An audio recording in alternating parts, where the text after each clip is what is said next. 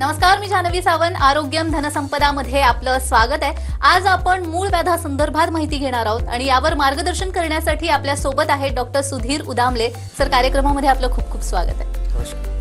तर विषयाला सुरुवात करण्याआधी मी सरांची ओळख करून देते.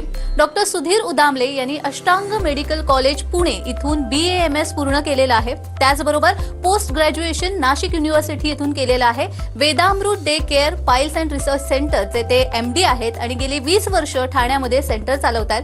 आतापर्यंत 18,000हून अधिक रुग्णांवरती मिश्र उपचार पद्धतीने पाइल्स, फिशर, फिस्टुला यासारख्या आजारांवरती त्यांनी यशस्वीरित्या उपचार केलेले आहेत. International journal of colorectal surgery in 2012 यामध्ये लिगेशन टेक्निक म्हणजे सूत्रबंधन या संदर्भात 200हून अधिक रुग्णांचे शोध निबंध त्यांनी सादर केलेले आहेत. महाराष्ट्रातील सगळ्यात पहिले मूळ व्याधीवरील स्टुडिओ हॉस्पिटल आहे. तर आपण चर्चेला सुरुवात करूयात. मूळ व्याधी संदर्भात आपण बरंच ऐकतो, पण बऱ्याच जणांना माहिती नसतं मूळव्याध म्हणजे नेमकं काय. तर तुम्ही तुमच्याकडून आम्हाला माहिती घ्यायला नक्कीच आवडेल. मूळव्याध म्हणजे नेमकं काय. कसं आहे, गुदद्वाराची 3 इंचाची जी जागा असते ना, तिथे काहीही त्रास झाला म्हणजे ब्लिडिंग झालं, दुखलं, अंग बाहेर आलं, कॉन्स्टिपेशन झालं, खाज आली, काहीही झालं तर लोकांना वाटतं की तिथे मूळव्याध झाला.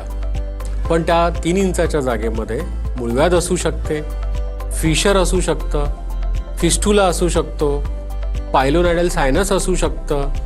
त्याचप्रमाणे त्वचेचे काही विकार ज्याला आपण त्या ठिकाणचं झालेलं डर्माटायटिस असं म्हणू, त्याच पद्धतीने गुदभ्रंश म्हणजे प्रोलॅप्स असू शकतो. ह्या सगळ्या आजारांमध्ये मूळव्याध ही एक जनरल टर्म वापरली जाते. त्यातल्या त्यात मूळव्याध म्हणजे पाइल्स ज्याला आपण म्हणतो ते म्हणजे एखाद्या रक्तपुंजक बलूनिंग सारखं बाहेर येतं, म्हणजे एक मांसल भाग जो बाहेर येतो.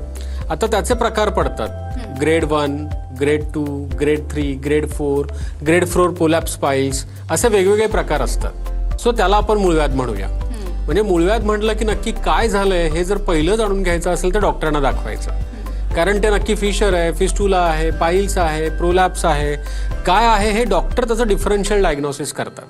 आता समजा एखादा पेशंट आमच्या दवाखान्यात आला, बाबा मला मूळव्याधीचा त्रास होतोय, तर सगळ्यात पहिल्यांदा आपण कॅमेराद्वारे त्या पेशंटला तपासलं जातं.